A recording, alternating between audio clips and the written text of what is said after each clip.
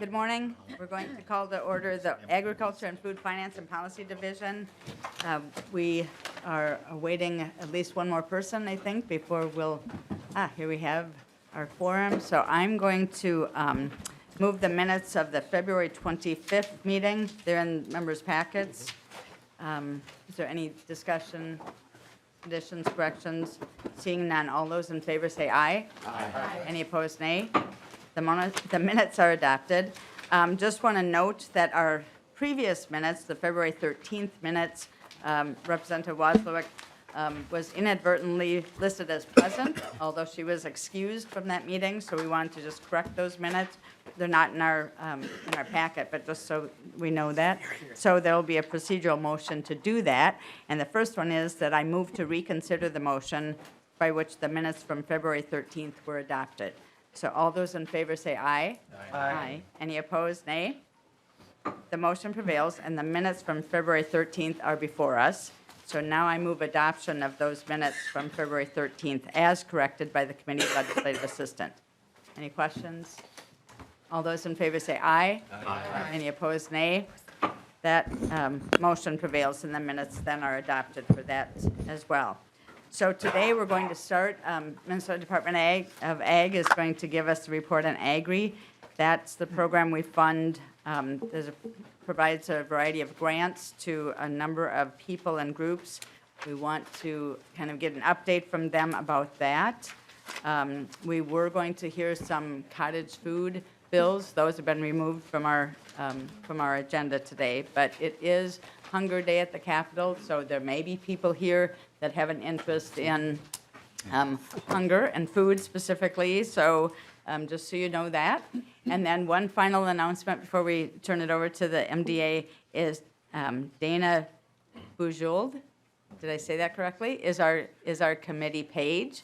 So if you'll just step forward, I just want to introduce you, and if you have, would you just tell us a little bit about yourself, please? Yeah, I'm Dana Bujold. I just graduated from the University of Minnesota Duluth this last fall, and this is my first job out of college, and I'm excited to be here. Welcome. We're happy to have you. It's nice to have someone that we can rely on, a permanent committee page, so welcome to the committee. So we now have the Minnesota Department of Ag. They can come before us. Mr. Huguenin, welcome to the committee. Just to go ahead and state your names as you present your testimony. Thank you. Wonderful. Good morning, and thank you, Madam Chair and members. My name is Paul Huguenin. I'm the Director of the Ag Marketing and Development Division at the Department of Agriculture. We'll tag team this presentation, and Ashley Bress will follow me with some of the more detailed parts of the report.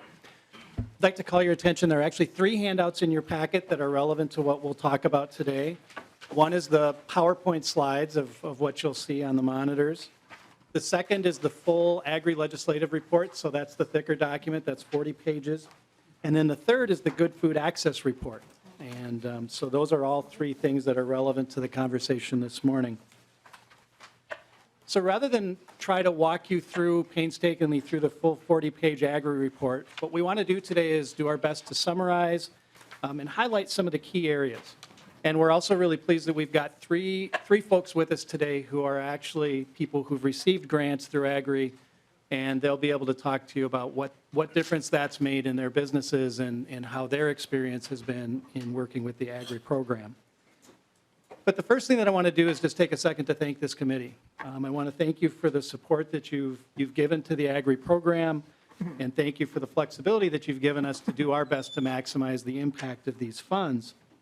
And, you know, not all of our staff gets to come to all these meetings, and so I just wanted to share with you how proud our staff is of the ability to implement these funds and proud of the work that it does for farmers and processors around the state. For those relatively new to the committee, I just wanted to start by saying that the AGRI program is what was created when the ethanol producer payment program ended. So during the 90s and early 2000s, the state invested about $20 million a year in new ethanol plants around the state. And as that program neared its sunset, this committee was instrumental in making sure that AGRI was created so that these funds could continue to be invested in Minnesota for the benefit of the agricultural economy. Fiscal year 12 was actually the first year where we had AGRI funding, and that was a partial year of funding. And then starting in fiscal year 13 is where we went to full funding, which at that time was just over $10 million a year. And as you now know in this biennium, AGRI is $14.35 million per year. And of course, I forgot to move the slide. So the budget rider for AGRI lays out a pretty long list of eligible programs. And what this slide shows is kind of what we would view as the core group of grant programs that have been funded by AGRI since its first year of full funding. A couple things I wanted to note is that a couple of these programs are actually grant programs that were created by the legislature prior to AGRI. So the Livestock Investment Grant Program and the Sustainable Ag Development Grant Program are two programs that have their own statutory language, their own rules set in statute. It's just that the funding for those programs has shifted and is now part of AGRI. The rest of those programs were created specifically to be part of AGRI. So in the most recent biennium, so in fiscal year 18 and 19, the AGRI budget included several new and unique programs that were created for specific needs and opportunities. So for example, the first thing on the list is that the rider gave us the authority to make a limited number of large value-added grants. So we had the ability to make grants that ranged between $200,000 and $1 million. Our typical mode of operation for value-added grants is the maximum award is $199,000. So that was authority that only existed in the previous biennium. The urban ag grants and the Good Food Access Program were both added to AGRI for the fiscal 18-19 biennium. The Good Food Access Program was actually created by this committee in fiscal year 17. At that time, it was a separate line item in the state budget. And then with the last biennium, it was rolled in to be a part of AGRI. I want to take a second to mention the Biofuel Infrastructure Partnership, because that was a really good example of how the flexibility that you've allowed us to have in AGRI really paid dividends. So what it allowed the department to do was secure $8 million of federal funding for biofuel infrastructure projects around the state of Minnesota.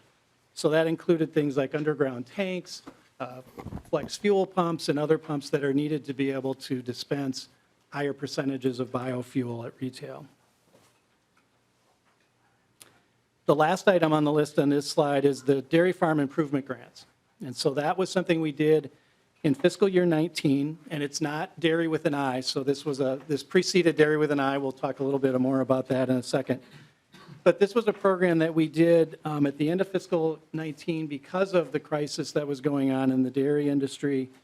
And it was a really important thing for Commissioner Peterson when he arrived to be able to do something for dairy farmers. And this targeted farmers who needed or wanted to transition from grade B to grade A, or who needed to make some sort of an improvement to maintain grade A status. We had originally assumed we'd be able to issue about $250,000 of grants for that particular program. The demand from dairy farmers was such that we were actually able to award $750,000 to dairy farmers for that program.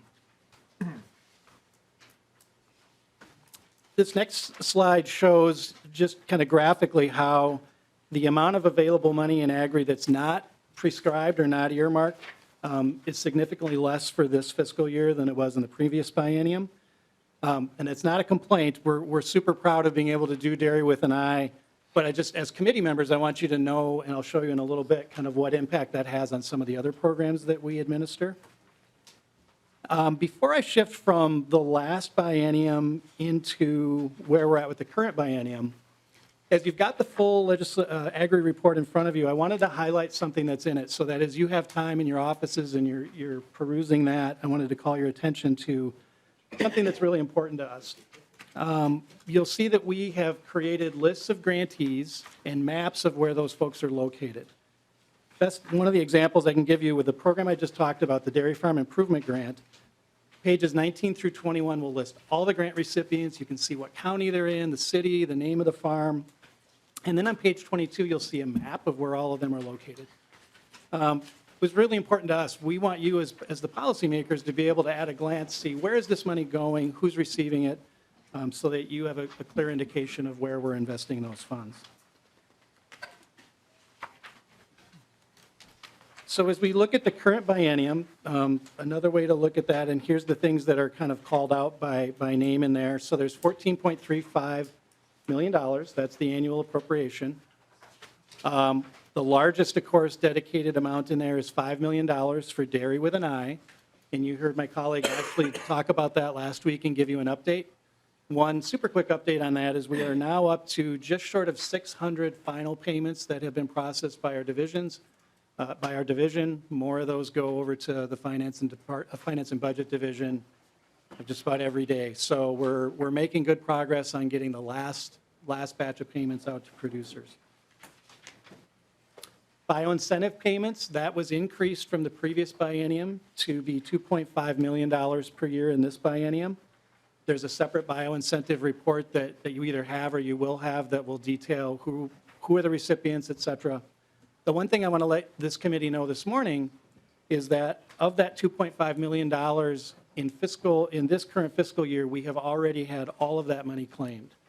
And so kind of as we anticipated and industry anticipated, demand for that has really taken off. A lot of those plants are in full production now. So that $2.5 million has all been claimed for this year.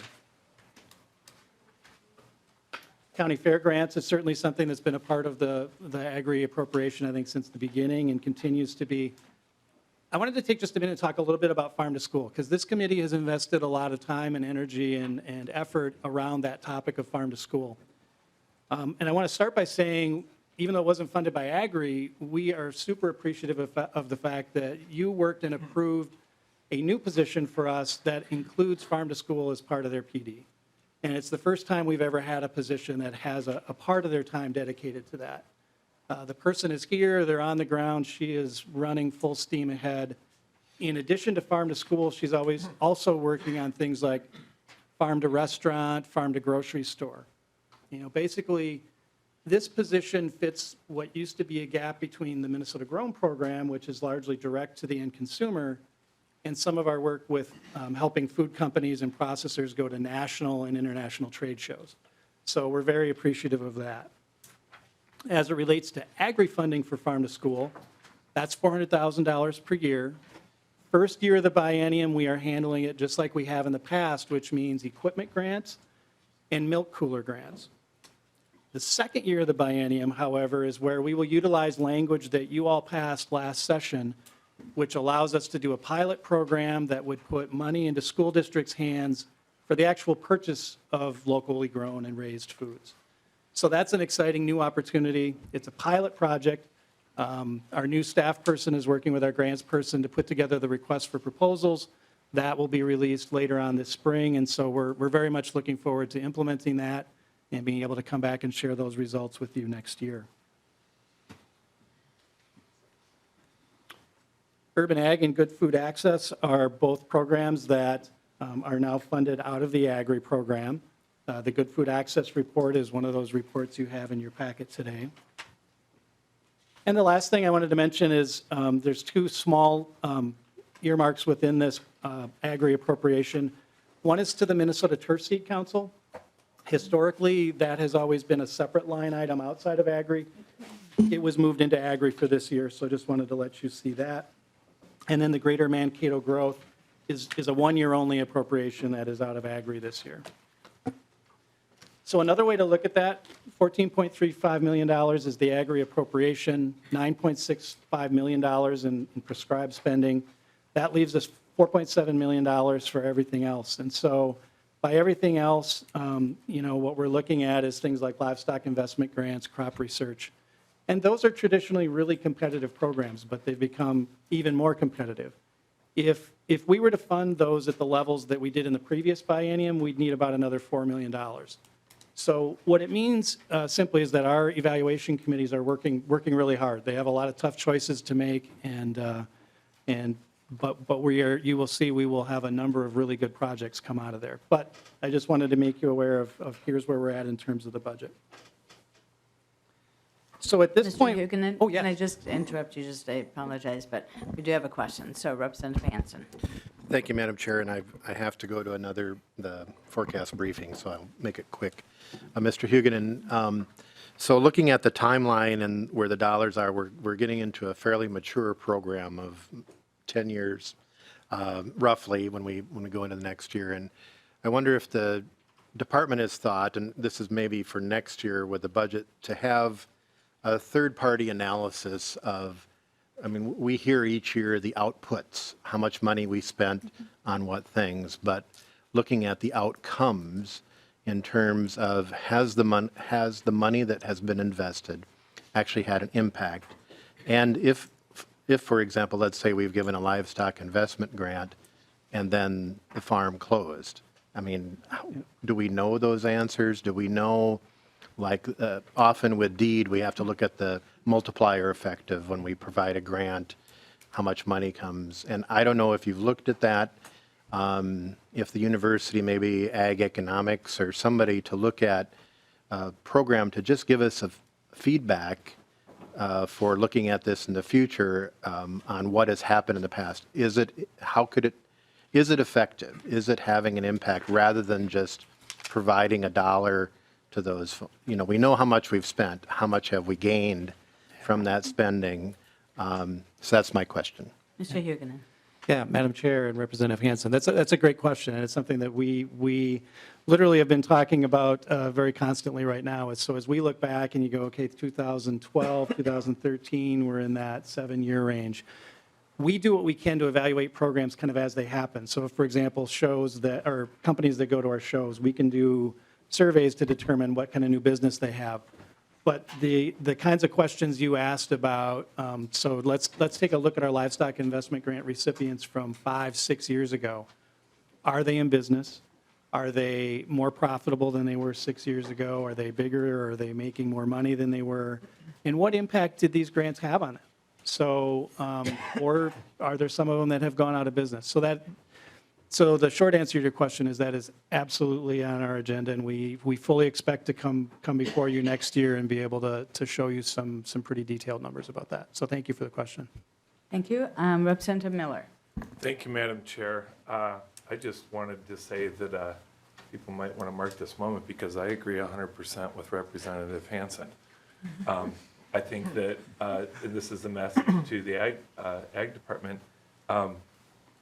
As I mentioned briefly in the last committee, I'm assisting in the scoring this year, and it's been both wonderful and difficult at the same time. I'm not, but I wanted to understand the program. I kind of submitted myself to that, and I look forward to going through the whole process to understand that. But this exact question kept coming back in my mind, particularly when you saw people that were coming back for a second grant, because that's when you'd raise the question, I wonder how the first grant went, because we don't really see that. And I totally respect, it's not a questioning of the department itself, but I think having another set of eyes, independent set, we don't have to go down a real long road with this, but just saying, what does this look like? Are we actually doing the things that we said that we would accomplish? I think that because we are. I think you stated it perfectly well, Representative, that we have some time that has gone by with these. I've seen the applicants, they kind of carry a rhythm when you see these applications coming through. You kind of see them. But yet we don't know what it looks like when we come out the other end. And I think that should be a priority in the coming year. Thank you. Mr. Huguenin, you can go ahead. Thank you so much. And Representative Miller, I greatly appreciate that and know that that's a priority for us. And so we very much look forward to that. And thank you for being a part of the evaluation process. It's very important. So at this point, what I would like to do is transition and turn it over to my colleague, Ashley Bress, who will give you kind of an update on where we're at in fiscal year 20, as well as to introduce the guests that we have in front of us today. Very good. Ms. Bress, welcome to the committee. Thank you. For the record, my name is Ashley Bress. I supervise the grants team in the Ag Marketing and Development Division. Thank you for having me here. I want to give a brief update on where we are at in our grant making for fiscal year 2020, now that we're a little over halfway through the year. We have awarded or are in the very process of awarding the majority of our grants. Our crop research grants, which as Paul mentioned, we traditionally do it about $2 million a year. We have $1 million available this year. We are in the process of awarding about $1 million for 8 projects.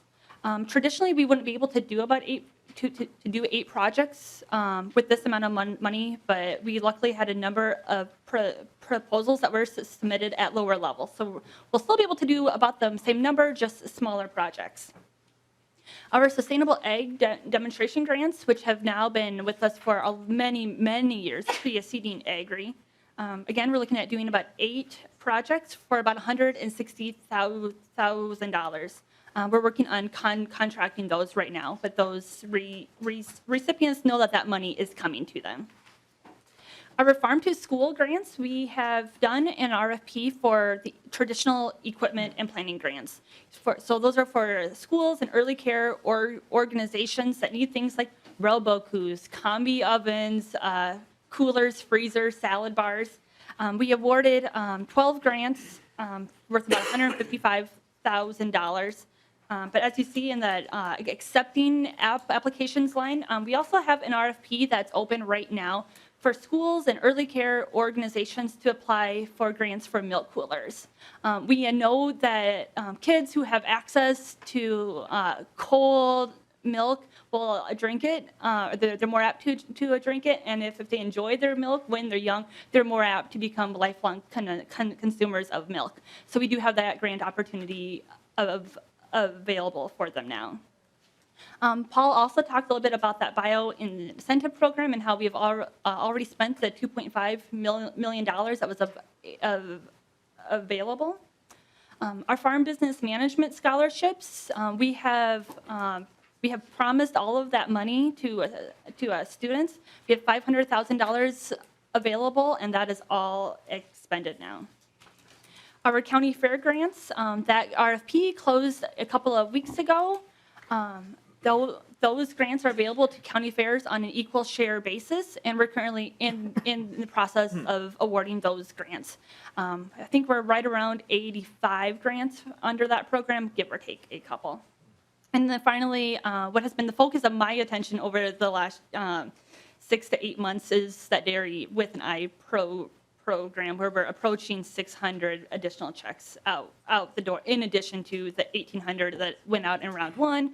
And we look forward to doing the last 1,200 as soon as we are able to. We also have a number of grants where the RFPs have recently closed.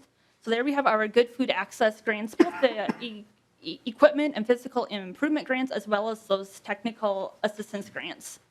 Those equipment grants are made available to retailers, so that's usually going to mean organizations like grocery stores, corner stores, and farmers markets, although other models are eligible to apply.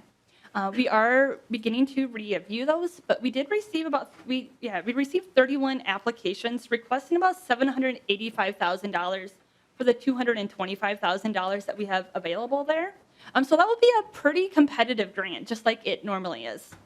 On the technical assistance side of the house, which are grants that are geared towards TA providers such as regional economic development or organizations, local public health, and others, I'm hoping we'll be able to make those announcements in the next week or two.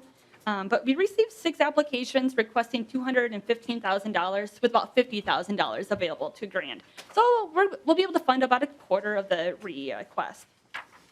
That holds true as well with our value-added grants and our livestock investment grants, which are also currently under review or being very close to being announced. For our value-added grants, which we traditionally do twice a year at $1 million a year, or $1 million per round. This year, we have $1 million available in total, so we did just 1 round. But in that 1 round, we received 59 applications with a total request of $3.2 million. So again, we'll be able to fund about a third of that. And with livestock investment, we received 147 applications requesting $2.5 million. So again, that one is going to be extra competitive this year. We expect that we'll be able to do about a quarter of the request.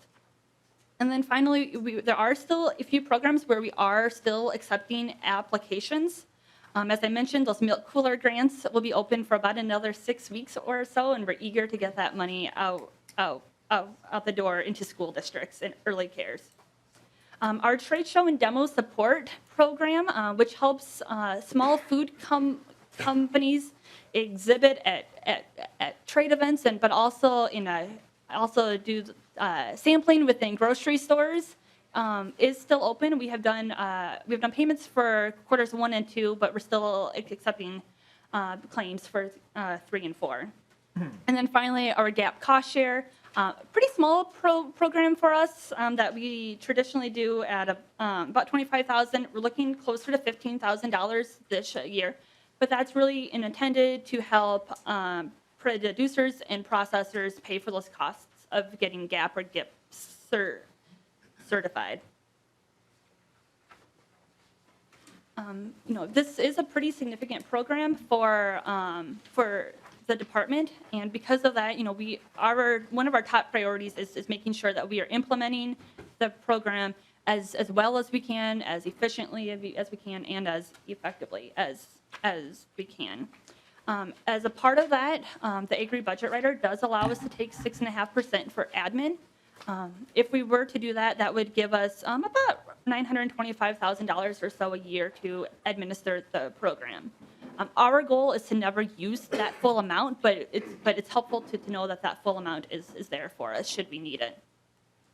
And any funds that we don't use for admin are then rolled into our grant making. However, out of that 6.5%, we do have about 7 FTEs who work on this program, or on all the programs together. Each staff, or each year, we're awarding somewhere around 700 grants, maybe 750 cost share opportunities, and that doesn't take into account dairy. But many of our grants last for 2, if not 3 years. So our staff are managing a good number of grants. One of the things that we do is when we're reviewing our grant applications to ensure that they're going to the best quality candidates we have, we rely on external evaluators. So those are often previous recipients, support services that are applicable to that particular project or that particular sector. But we also rely on our friends and our colleagues at DEED and the Ag Utilization Research Institute to participate in that. One thing that we do that we have become a model for around the state is to provide stipends to our external reviewers. State employees are obviously not going to get those stipends, but when we're bringing in somebody who's completely outside of the system, we find that it's really important to pay them for their time and their effort. They're experts in their field. And we pay them as such, but many of them are also just doing it out of the goodness of their heart because they know that's an important piece. We're always doing our best to follow all of the Office of Grants Management guidelines. There's a 13 policy framework there, and we are always doing our best to exceed those standards. One area that we exceed very consistently is site visits. State policy requires that we do site visits on projects where we have an investment of over $50,000, but our procedure is to do site visits on projects over $25,000. We feel that's important for both our staff as a professional development opportunity and to get them out into the field, but it's also good for our grantees to see us out there. We're talking with them. We're learning with them. We're a friendly face when we come out. And then finally, for most of our projects, we work on a reimbursement basis, which would mean that the farmer, the processor, that the grantee would go out, do the work, pay for the work, and then we reimburse them a portion of those costs. There are 2 grants where we do advance funds under certain circumstances, those being the Good Food Access Equipment grants and the Urban Agriculture grants, because we know that those grantees are often lacking access to other forms of capital. But even then, we have pretty strict requirements for when we are willing to do that. So at this point, I would like to change up a little bit about what we're doing. And I would like to invite Darren Fremming from TFC Poultry to come down and join me. While he's coming down, a little bit about our value-added grants, which he has received, I think now 2 of. These grants are intended to help businesses, including meat processors, purchase the equipment and make those physical improvements that they need in order to upgrade and modernize their businesses with a focus on food safety. One of our big goals with these grants is to increase the usage of Minnesota egg products that are then used by those businesses. As I mentioned, we typically do about $2 million a year in these. This biennium, we're looking at about $1 million a year. Our awards range from about $1,000 to either $150,000 or $199,000, depending upon the year that we're talking about and the available resources. We put in 25% of the costs. The applicant is required to match with 75%. That really does ensure that they have skin in the game and are making investments that are the right choice for their business. And as I mentioned, this year we have requests totaling $3.2 million, so it will be a tough call to make. And with that, I'm happy to turn it over. Thank you, Ms. Bress. And before we turn to the testifier, Representative Anderson has a question. Thank you, Madam Chair. Ms. Brez, you mentioned, I believe I heard correctly, $500,000 for FBM scholarships. Is that correct? Ms. Bress. Madam Chair, Representative Anderson, that is correct. That's a little bit lower than what we had available last year, but those funds are fully used. Representative Anderson. Thanks again, Madam Chair. The last meeting I was at, I think they talked about the average scholarship cost being around $1,700, so that's just a shade under 300 scholarships. How are those awarded? First-time participants in the program, or how do you go about divvying those out, and who gets them? Ms. Bress. Madam Chair, Representative, those are traditionally done on a first-come, first-served basis, although it's limited to producers who are in their first 10 years of, that's limited to their first 40 credit hours. But traditionally, they're done on a first-come, first-served basis with strong partnership from their FBM instructors.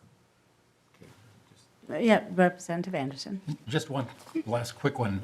I would like to see a map, if one would be available, on where those farm-to-school grants went, to kind of make sure that they're getting around statewide, and I'd like to just see where those grants went. If you could find that, not today, but some other day, I'd like to see that. Thank you. Ms. Bress, you'll be able to provide that, perhaps? Madam Chair, It's in the book. Representative, it actually is available in Appendix 10, which is page 31 of the legislative report. Thank you. Thank you. Very good. Thank you. Okay, so welcome to the committee. We had another question. Sorry. Is it Representative Cleaborn? Oh. I just want to say I've spent some time while sitting here and listening to you go through this report. I love the graphics. They're great. And it was very easy for me to quickly identify where in my community services went as well. And so it looks great. I just want to say that. Thank you. Thank you. Okay, now, Mr. Fremming, welcome to the committee. Thank you, Madam Chair, Representatives. My name is Darren Fremming. I am co-owner of TFC Poultry in Ashby. Ashby is located between Fergus Falls and Alexandria. We have about 75 employees, and we are a turkey deboning company. So we bring in primarily turkey thighs from various slaughter plants, and we bring them in, we debone. We put the labor to them, and we break that product down and debone it into a boneless form. From there, it goes on to various customers that are making turkey bacon, turkey sausage, turkey roast, turkey ham, whatever it might be from that boneless product. We do about 35 million pounds a year. Put that in context, for about 30, 35 loads in and out a week. Takes a lot of turkeys to make 35 million pounds, but it's a pretty small fraction when you look at the 250 million birds that are processed each year. And so we're in a commodity industry, and everyone that we buy from and everyone that we compete against are all larger. We're the small fish in the pond. There's many of them are hundreds of millions or billion-dollar companies, and in order for us to keep a level playing field and to have our place, that's where the value-added grant has really helped. We're the only third-party turkey deboning company in the U.S. And why is that? Is because of labor costs primarily. It's for our business model is very common in Mexico. There's lower costs of labor and so forth that they can put to it, and they break it down. And so it's very common to ship bone-in product to Mexico or to other countries with lower labor costs and debone it there, and then they consume the boneless. And being that we're the only third-party deboner in the States, we have to be able to differentiate ourselves and have some kind of competitive advantage to have our place. We've used value-added grants, and she had indicated too, we have gotten 3 value-added grants over the course of the last number of years. And those were water jet deboning equipment. We put in some water chilling to help cool our water to keep the product colder, and then X-ray technology to help detect bone and foreign material contaminants in the product. With this program, it helped us to really take our business to the next level. We started 11 years ago, my brother and myself, when I was 19 and he was 22. And I'm sorry, I just exclaimed, wow, and into the microphone. I'm sorry. School of Hard Knocks. And when we started, we were in a little bit different segment of the industry, and we've evolved since then. And when we started with nine employees who were looking for a paycheck. And as we've been able to transition our company to now where we have 75 people that see it as a career, that are benefits, salary, they've moved there, they've built houses, they've done all those resulting moves since being employed at TFC. And when the question was asked of what has been done, or how do you see the results necessarily, right? You see the awards, it's listed, yep, here they are. And I would say that, that as we go in as a small business, as any small business, you face hundreds or thousands of variables, good and bad, challenging or easy. And this is just one big variable that can be a positive and that can really help the business go to the next level. When we started as the 2 young scrappers, and we've been able to determine our place in this commodity industry, it's not an easy task, and you can't have your toes half dipped in. It's a very very overhead intense industry, and the economies of scale that you need when you're competing against some of these large billion-dollar companies, that's who you are selling against. You need to be all in, and you need to have every tool and every resource on your side. Ashby's a town of 450 people, and everything we bring in and everything we ship out goes south and west. And so we're in the corner of the industry and where all of our suppliers and customers are. But being in Minnesota does have a lot of good aspects and benefits. So we try, though, to, again, differentiate ourselves, have our competitive advantage, and cement ourselves in being a part of the community. We have 18 different rental units throughout Ashby, and whether it's housing that we own or sublet and so forth, we try to really take care of our people and put a lot of emphasis on culture and so forth. So want to just reinforce the importance of the program, how we've really seen it. We've actually seen the benefits as with each project, it has literally resulted in an increase in number of employees. And we would be, always open for tours and showing those types of things that we do and looking at us as an example of how the grant can help. So appreciate the committee's past and support. And Thank you. Thank you very much, Mr. Fremming. That was just astonishing to believe that you started so young and stuck with it. And I mean, that kind of risk-taking is pretty phenomenal. So thank you for doing that. Any questions? I don't see anyone around the table. Thank you for providing this testimony, for coming down today. yes, thank you. Appreciate it. Right. Ms. Bress. Thank you, Madam Chair. At this point, I'm going to ask Deanne Lufkin from Cannonball's Cheese in Cannon Falls to come down and join me. While she's on our way, I'll talk a little bit about our new markets programs. Deanne and her company have also received a value-added grant, but they also participate in our new markets programs, most notably our trade show and demo support program, where we are helping small food companies get into new markets.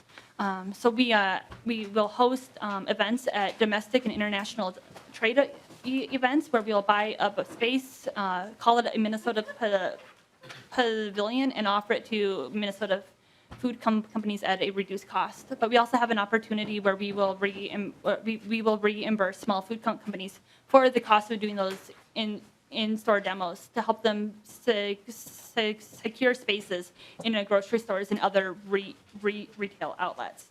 Our entire new markets program is typically about $400,000 a year.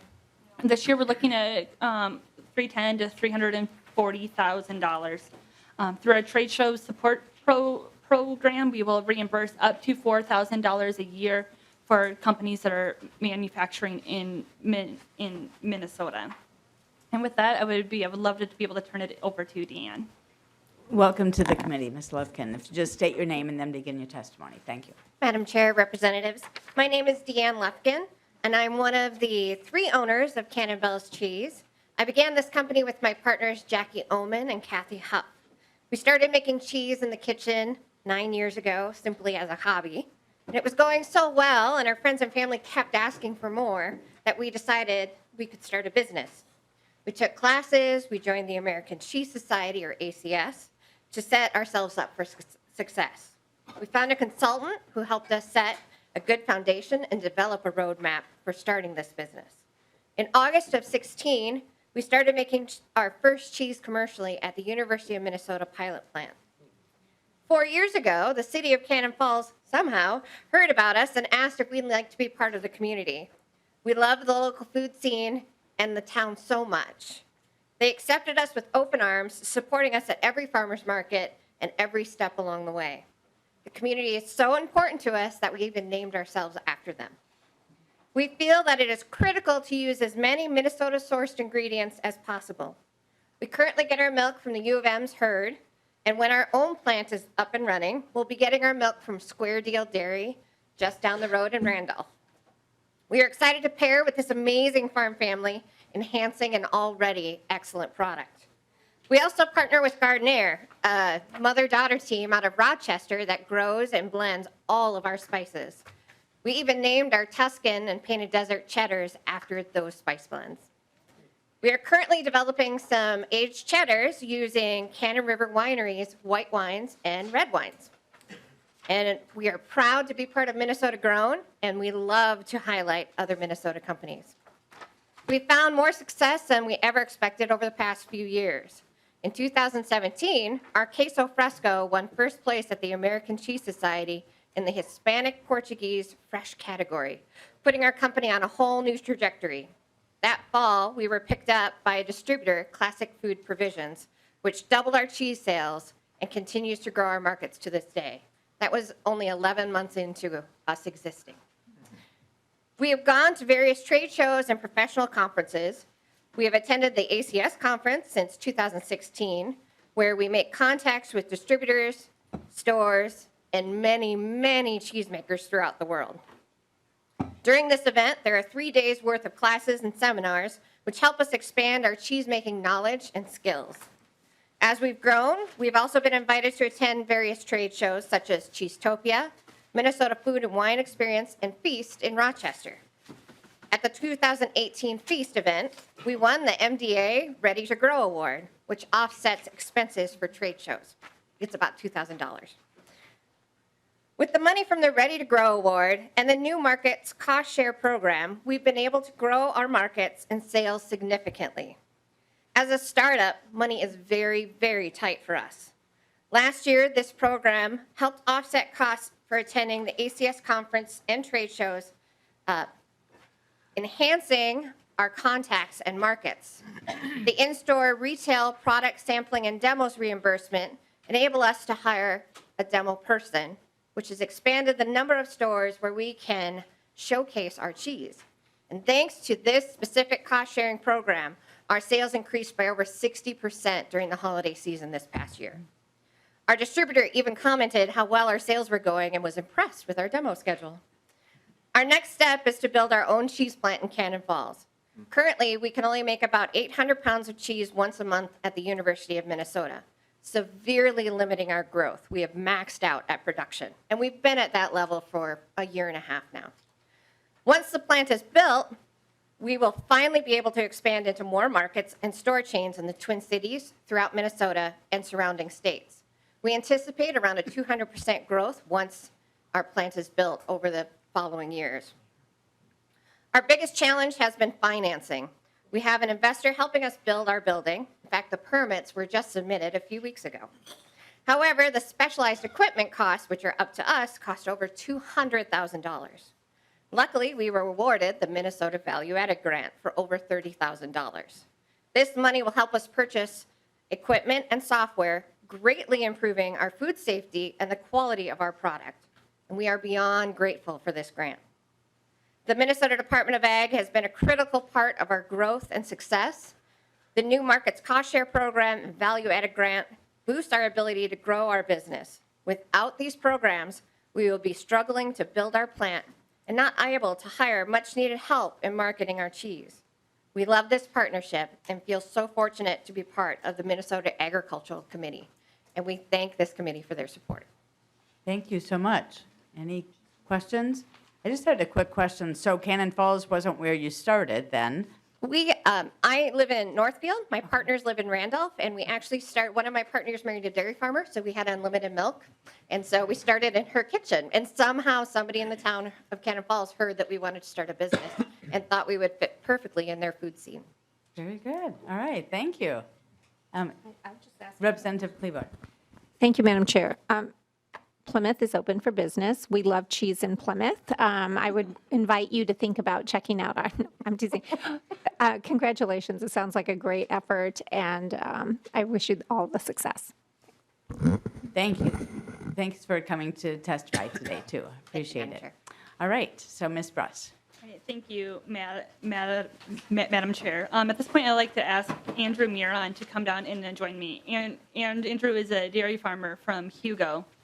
And the family has received a couple of livestock investment grants from us.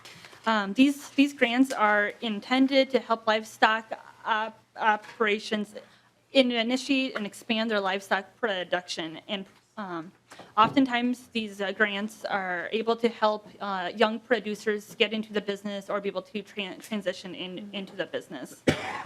We typically plan on doing about $2 million a year for these grants. This year, we're looking at about $768,000. Grants range from about $1,000 to $25,000, but they do require that the producer put in 90% of the cost. So oftentimes, these grants are just enough, for that farmer to bring the award letter or the contract to the bank and find other financing. We are reviewing these applications, but hope to make announcements very, very soon, within the next week or so. Request this year was about $2.5 million. So at this point, I'm ready to turn it over to Andrew. Thank you. And thank you, Mr. Miron. Welcome to the committee. And for those around the table here, we recognize that name because his father was here last week talking about being a Minnesota Milk Producer of the Year. So we are very pleased to welcome you today. So go ahead with your testimony. Yes, thank you, Madam Chair, members of the committee. As stated, my name is Andrew Miron. I live in Hugo, Minnesota in Washington County, and I'm here today to thank you for your support and recognition of the importance and effectiveness of the Livestock Investment Grant. Miron Farm was established in 1887 in Hugo as a diversified crop and livestock farm. My brother Paul and I represent the 5th generation to now live and work on the farm while maintaining the viable dairy operation. Since completing my degree in 2015 from the University of Minnesota in a double major in animal science and agriculture education, I returned home and we've been expanding our facilities and expanding our dairy. With the successful livestock investment grant in 2017, we built a 76 by 256 foot bedding pack barn to house our milking cows. In 2018, a second grant was awarded, which added milk storage to the farm. You can see in one of the pictures, that's the renovations doing to the milk house. We a little bit more than doubled the size of our milk house and added a second bulk tank and milk storage for the farm. We also worked with XL Energy as they identified significant concerns regarding low voltage on the farm and recommended upgrades to our electrical service. So we made those improvements as well as transitioning the farm over to more LED lighting. 2 of our existing barns on the farm were showing some wear in our foundations. We improved those and need those barns as critical parts of our operation. We also put in some yard fencing to increase convenience with cow flow and added waterers for both young stock and cow numbers, and made ventilation improvements in some barns to improve air quality for the livestock. These upgrades, coupled with other recent investments, improve profitability and efficiency on our farm and are allowing for a smoother transition plan from one generation to the next. We take deep pride in our farm and its appearance. Our dairy remains one of the few operations near the metro area, and we see an opportunity to continue to communicate a message of good stewardship and livestock care.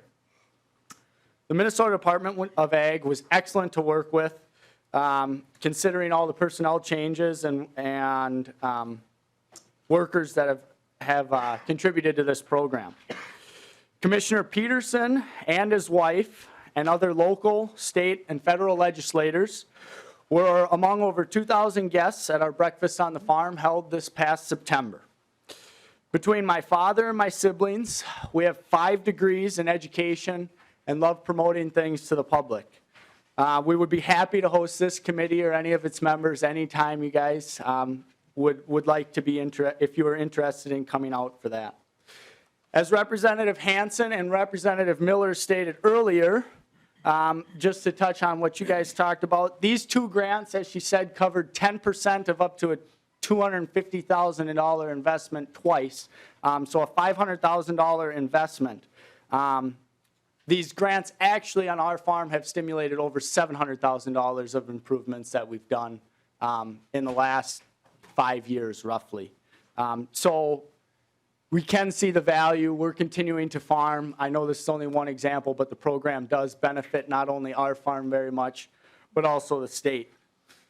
Livestock on the land is a very important conservation management best practice as we maintain perennial forages and grasslands and continue to supplement our soils with quality organic matter. Our expansion also allowed us to provide summer internships for students in studying animal science and has been integral to many different suppliers and businesses that we've hired along the way in doing these improvements. Again, I want to say thank you for your support and support of this program, and I'm happy to answer any questions that you may have. Thank you, Mr. Miron. Thank you. Again, no questions, but thank you for sharing your story, and keep on doing what you're doing because it seems to be very successful. So thank you. Absolutely. Thank you, Madam Chair, members. All right, so Ms. Bress or Mr. Huguenin, I think we've reached the conclusion. Do you have any further comments? Madam Chair, I would just say thank you very much. I think what you just saw in all three of the people who were just in front of you was what actually one of my colleagues said, that these programs help people's dreams come true.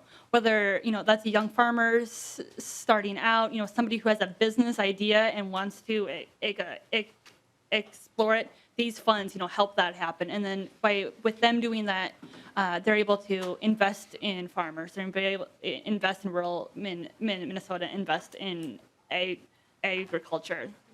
So we thank you very, very much for the opportunity. Thank you. Thank you for sharing the information. It's very thorough and very good. Appreciate that. So we will move on. Representative Brand has House File 3030. This one doesn't, thank you. I just like that. And we do have, so that bill is in your packet, as well as a fiscal note, but there will be an amendment to the bill. So the fiscal note was based on the previous version, I think. So there may be a new fiscal note coming. But Representative Brand, would you like to Yes, begin? Madam Chair, I'd like to move that the House File 3030 be laid over for future consideration. Thank you, Representative Brand. And just a comment on that.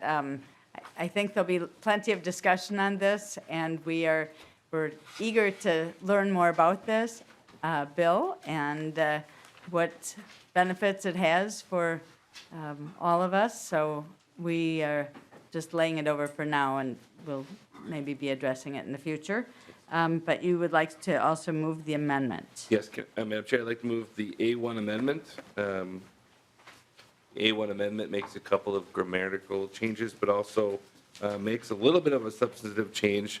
This was a peace in the valley sort of amendment as well, to also include 100% juice and chocolate milk along the default children's meal beverage on the menu. All right, so, I think the most important part of it, though, too, of that amendment also switches the Attorney General to the Commissioner of Health, which I think is, I've always had a concern about that. It makes it a little bit more appropriate in my mind. okay, on the enforcement. Yep. So we will have you describe the bill in a moment after we get the amendment on. It's the author's amendment. Any questions? Seeing none, I'd like to take a vote on that. So all those in favor say aye. Aye. Any opposed, nay? Okay, so the motion prevails, the amendment is adopted, the bill is in the form that you are seeking it to be, and I just want you to then begin by presenting the bill. Let us know what it is. Thank you, Madam Chair, members of the committee. First, let me just talk a little bit about what this bill isn't. It's not a mandate. This bill does not take away a parent or a consumer's right to choose which beverage they want for their children's meal. But what it is, it's a bill that touches on a subject I think that we have to have a little bit more conversation at the Capitol about. Eating habits develop in youth. I've got a 5 and an 8-year-old at home, and so I know that once in a while we go out, and if it's mentioned pop, and us as parents, we don't want pop, we'd rather have milk or juice, that kind of ends the discussion, so to speak, because the 5 and the 8-year-old heard pop, and so that's automatically what they want. Surveys show in Minnesota that youth are drinking more and more sugary beverages each year.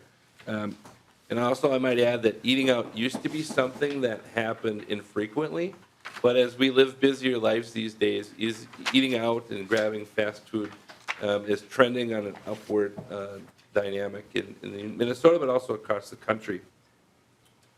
So as we grab those meals, restaurants, kids' meals prepare a larger percentage of their food, and as a result, children's meals have calories that also are increased because of the pop with added calories with sugar. Sugary drinks include pop, lemonade, sweetened fruit-flavored beverages, and other beverages with added sugar. It doesn't include flavored milk. According to the American Academy of Pediatrics and the American Heart Association, on average, children in America drink about a bathtub full of pop every year. That's 30 gallons. That's a lot, in my opinion. So one of the things I think that this bill can do also is it can help parents on the go to make healthier options and healthier choices for the children by removing the sugary drinks from those options. This bill would do just that, support parents in making healthier choices. Let's also remember why this bill is in committee, not just the food aspect, but also it's worth reminding the committee that we lost over 300 dairies in Minnesota last year. And part of that undoubtedly is consumer demand is starting to wane off a little bit. And so I know that farmers want this. In fact, this bill was brought to me from a senator who had farmers in her district who requested such legislation be having a conversation in the Capitol. So here we are today having this conversation. I happen to have grown up on a dairy farm. I understand what it's like for dairy farmers to make the tough decisions of selling their cow herd like we had to do in 1996. And if there's an option that we can do to help provide awareness of the fact that there are other healthy beverages that are out there and help support farmers in our neighborhoods and the farmers in our counties and districts, that's also part of the reason why we're hearing the bill today. And so what I would like to do right now is I'd like to turn it over to a couple people who wish to testify on behalf of this. First, I'd like to call down Janet Bremer. Janet, can you come down, please?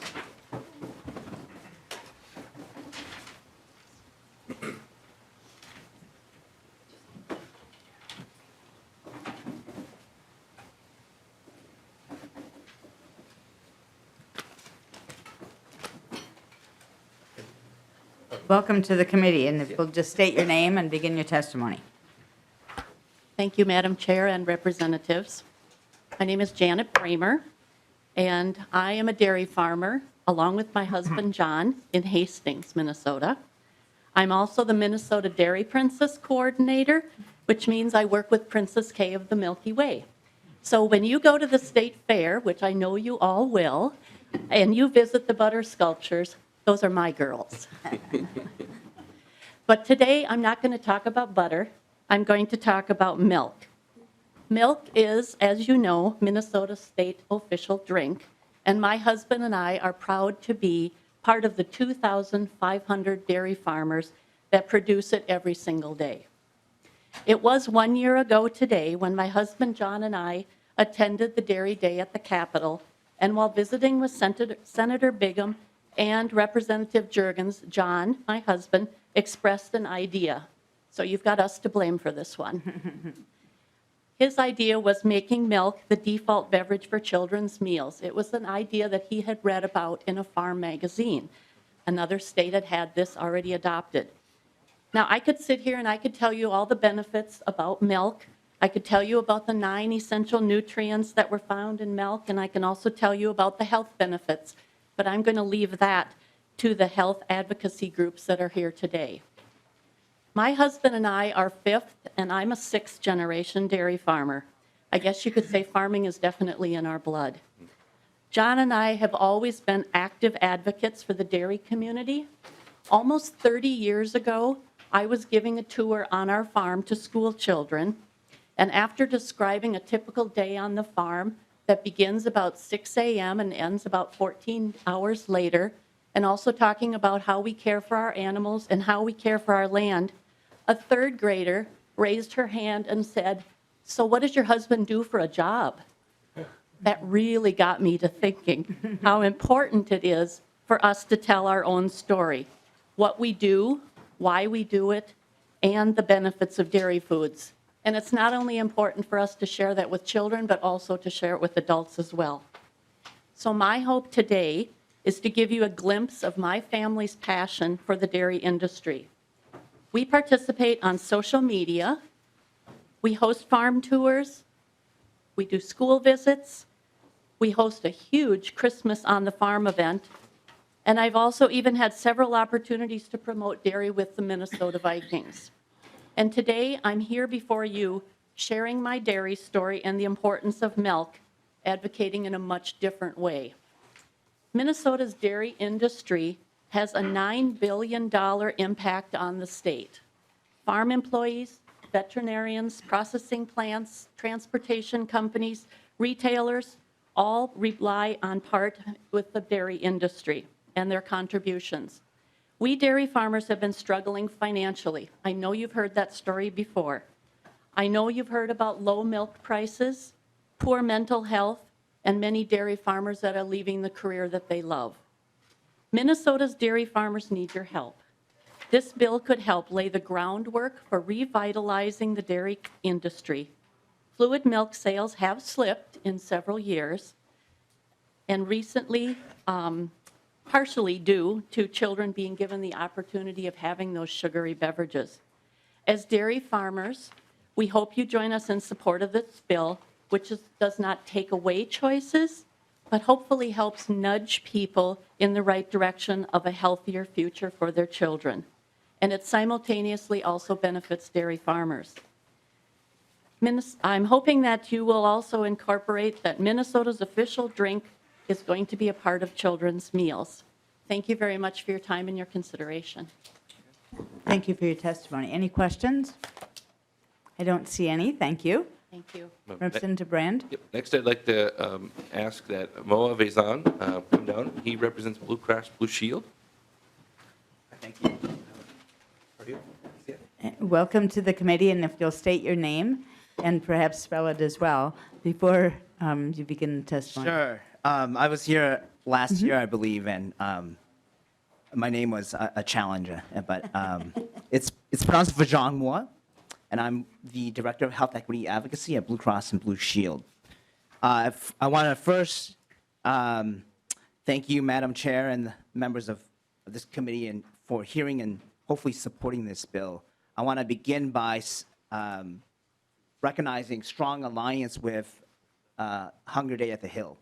This is not just a issue that impacts hungry and poor people, but it impacts health. And I would say this committee's work is deeply related to the support for hunger relief. I also want to recognize the name of this committee. It's not lost on me that you're called Agriculture and Food Financing, right? And it's my understanding that that is a new title just last year. And so you may be wondering, why is Blue Cross Blue Shield in this committee? We're more accustomed to being in Health and Human Services. And I just want to call out that not only is it a cool cross-sector collaboration, what public health science tells us is that most of what creates health happens outside of healthcare. In fact, 80% of what creates health is outside of healthcare. And so that actually implicates the agriculture system, the food system. And if we're serious about preventing chronic disease, diabetes, heart disease, we have to be comprehensive, we have to be upstream, and in the name of prevention, begin working with different sectors that impact downstream diseases like diabetes. And so I'm here today not to talk about milk, although I stand in strong solidarity with our milk farmers. I come from a family and people of farmers. In fact, my people have been farming for millennia, and that's the only occupation my people have ever known until actually coming to this country. And so I want to be very clear that there's a convergence of interests between farming, food, public health, and health equity. I also want to recognize that Blue Cross Blue Shield stands in partnership with the Minnesotans for Healthy Kids Coalition. I will hand out a letter of support so you can see the list of supporters. I invite you to peruse all the various names. It's a very strong healthcare, nonprofit, cross-cultural, cross-sector partnership so that you can see that there's a mountain of support for this approach to advancing health. I do want to call out a concern about the amendment. We certainly want to support our dairy farmers and make sure health is the default choice.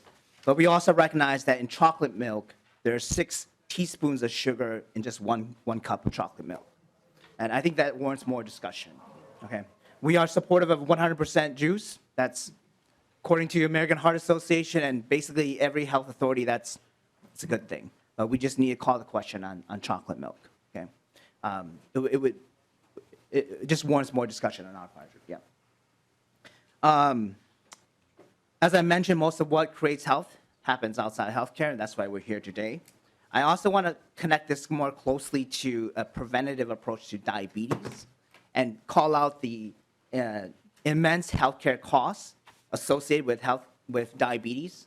In Minnesota alone, it costs the state $4.4 billion in medical costs. This is just for diabetes, okay?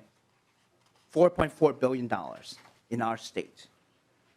I also want to call out that 1 in 3 children and teens eat fast food on a daily basis, and parents simply just want healthier options and healthier choices as the default option. Not to eliminate choices, but to make sure that it's the most convenient, not just the smartest decision. While diabetes is a public health issue and it impacts all of our communities, it's very important that we lift up how the burden of disease is not equitable. We know that in Minnesota alone, the American Indian community has 4 times the rate of diabetes as the general population. The African American community has 1.5 times diabetes compared to the general population, and the Asian Pacific community has 3 times the amount of diabetes.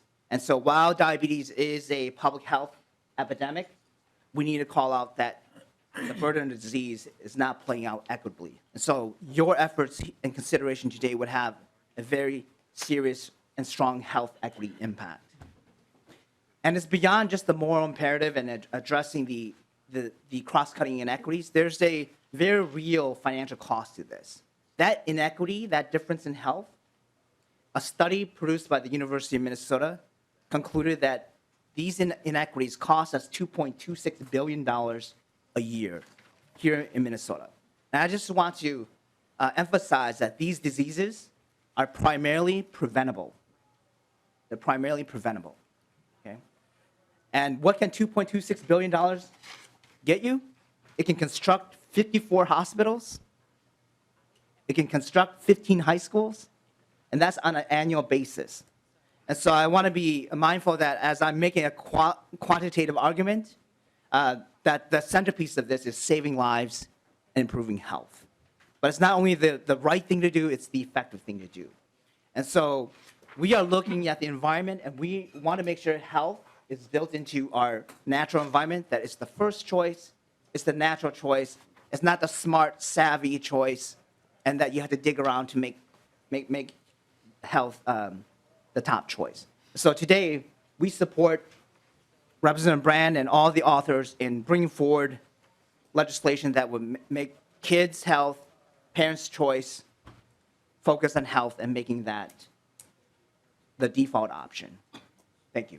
Thank you, Mr. Moore. Yeah, thank you. All right, Representative Brand, any other testifiers? Yes, I don't see Melvin Anderson here, but is there anybody else here from Youth Determined to Succeed? I had the invite to them, and they indicated they wanted to be here.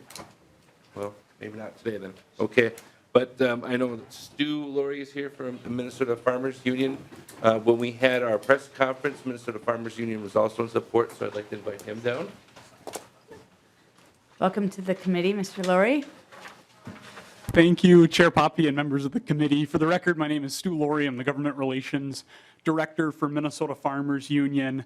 And I'll be brief, just want to echo some of the thoughts that the Bremers so well shared earlier in their testimony, but I've had the opportunity to speak to some of our dairy farmer leaders on this bill. Of course, they're proud of the healthful product that they produce and believe that that this would make it easier for parents to make a good decision for their kids, and to the extent that it increases the consumption of dairy in Minnesota, that will improve their bottom line, and we're eager to support it. So thanks so much, Representative Brand, and for the opportunity to testify. Thank you, Mr. Laurie. I don't see any questions. I know we do have somebody on the list, Ben Wogsland from Hospitality, Minnesota. Yes.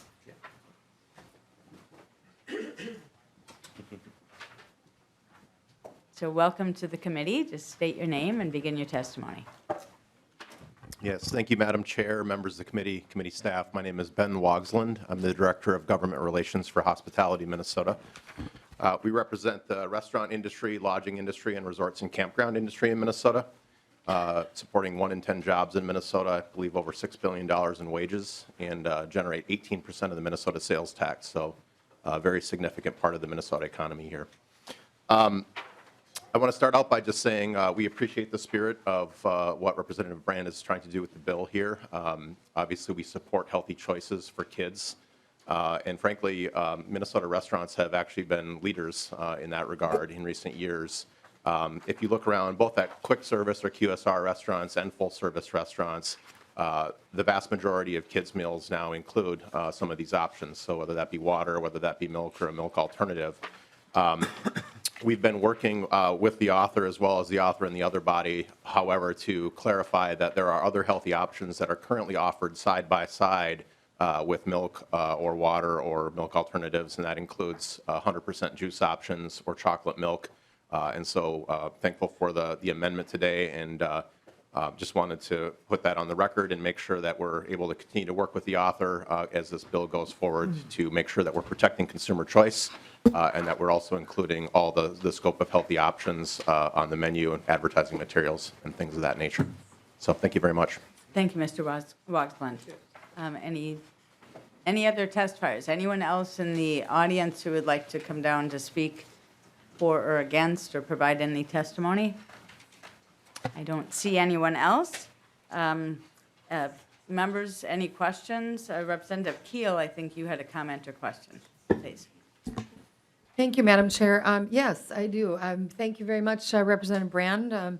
Certainly, we want to be promoting our children to drink milk, and I would even go so far as to suggest that we should maybe be starting to encourage our children to not just drink any milk, but drink whole milk. Because anyone knows that when an infant is born, the best thing that they have is mother's milk, and it is full of cholesterol. And so while we've gone back in our world of thinking we need low fat, I've spent a little bit of time researching all of this in my own life, and think that maybe our children would be fuller, faster, and more satisfied with a little bit more fat in their diet, and helping their little brains to expand is important. I also wanted to point out something, members, if you don't know, audience, I am a sugar grower. So when I hear from the Department of about sugar, I want to tell you that sugar's not bad for you. Overeating sugar is not any better for you than eating only broccoli. It is not healthy to have one thing. I would like to point out to you that there is 20 calories in a teaspoon of sugar, and milk naturally has sugar in it. And if you go to the grocery store, and I encourage you all to do this, go look at your milk. Look and see what skim milk has for the amount of sugar in it to whole milk. Whole milk is actually less sugar. I would also share with you that chocolate milk is not horrible for you. I survived on it. I didn't drink white milk when I was a kid. For some reason, it bothered me, and my parents allowed me to. Anyway, but I think it's the balance of how much sugar you have in that drink, not the fact that it's bad. But I just want to point out that milk is good for kids. I think we need to push more whole milk. I have grandchildren that drink raw milk, dairy. They don't even like that carton stuff anymore. And that's what their father grew up on, so that's what they enjoy. But I just want to point out that we need to be promoting good things for our children, and I want to also point out sugar's not bad. Just don't eat a lot of it.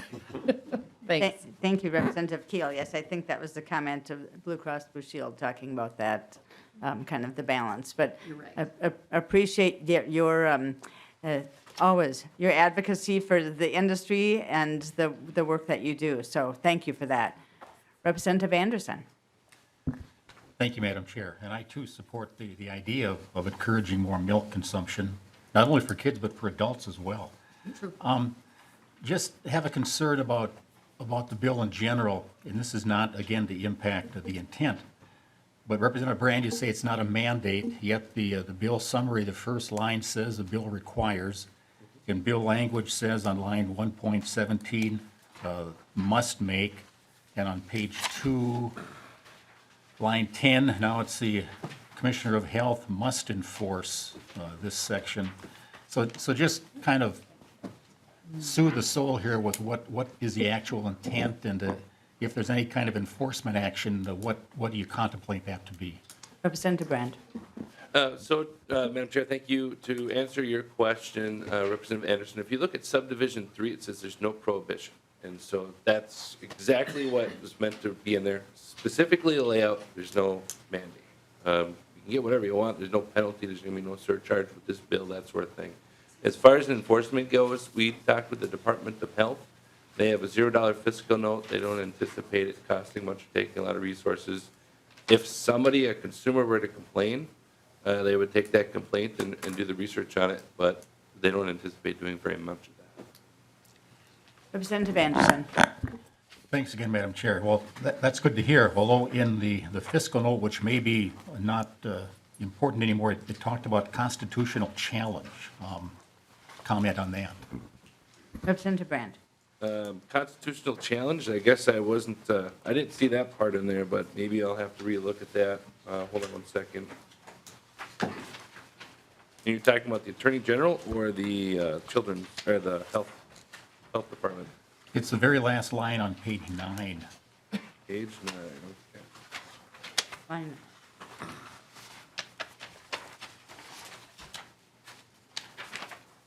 Representative Anderson, where were you referencing from? Sorry. Well, it's on the fiscal note Oh, that we okay. received. Got it. Again, it may be out of date because it's Attorney General, but it did mention a challenge Right. on page 9. Okay, thank you. So Representative Brand, did you see that on?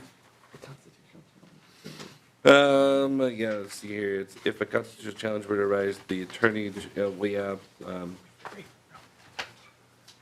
I know at one point there was a challenge on whether or not we could do something like this in the menu, but I don't see that this challenge still exists.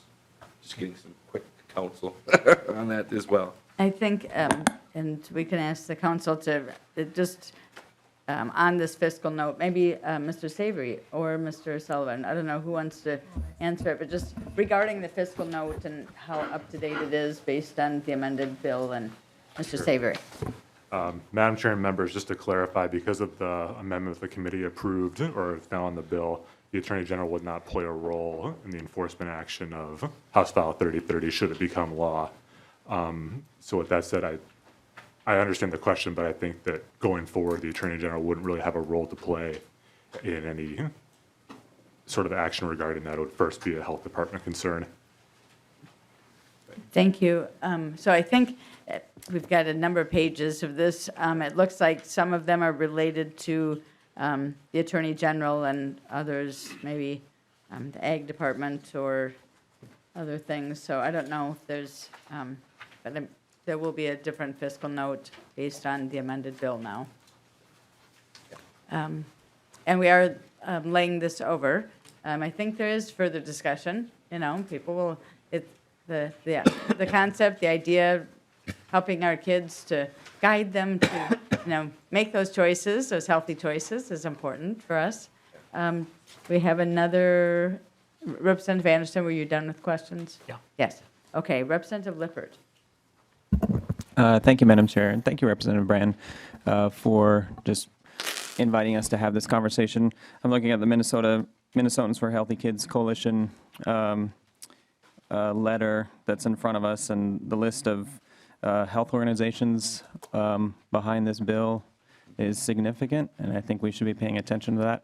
The image of our children drinking a bathtub's worth of soda a year is a really powerful image. I saw everyone reacting to that as that was being mentioned. And as a parent with children myself, and when we go out to eat, we try to make sure that if they're ordering soda, they don't get it until the meal arrives, or we realize that they don't eat their meal because they're just drinking the soda. So I think this is a significant conversation for the health of our children and our state, and I appreciate you starting it today. Thank you. So I don't see any other questions. And Representative Brand, any closing comments? Yep, I'll close just by reiterating that fact, that 30 gallons, that comes from the American Society of Pediatrics and the American Heart Association. So that's pretty standard information right now, and that's average child. Some eat more, some eat less, obviously. That also doesn't take into account any food that also might contain sugar. So on average, they're probably consuming more than 30 gallons worth. But it's important to note that.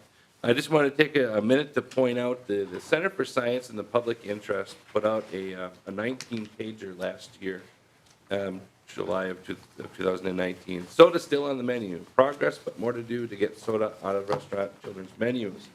And I guess the really interesting thing is that in the 1970s, only 26% of people went out to eat. And now that's over half of, and that's on a daily, or no, on a weekly basis rather.